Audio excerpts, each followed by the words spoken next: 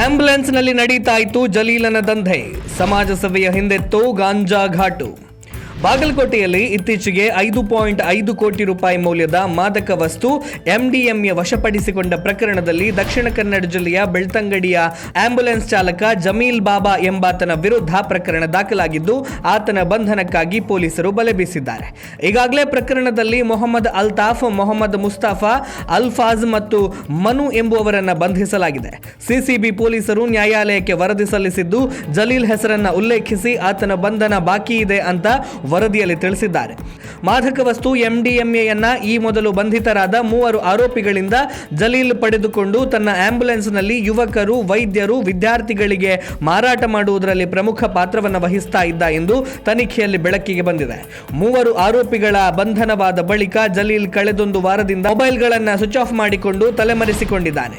ಈ ಮಧ್ಯೆ ವಿದೇಶಕ್ಕೆ ಪರಾರಿಯಾಗಿರುವ ಬಗ್ಗೆಯೂ ಶಂಕೆ ವ್ಯಕ್ತವಾಗ್ತಾ ಇದೆ. ಜನರಿಗೆ ನೆರವಾಗುವ ವಿಚಾರದಲ್ಲಿ ಸಮಾಜದಲ್ಲಿ ಉತ್ತಮ ಹೆಸರು ಪಡೆದಿದ್ದ ಈತನ ಕತ್ತಲ ಲೋಕದ ಅನೈತಿಕ ಚಟುವಟಿಕೆಗಳು ಈಗ ಹೊರಬಿದ್ದಿದೆ.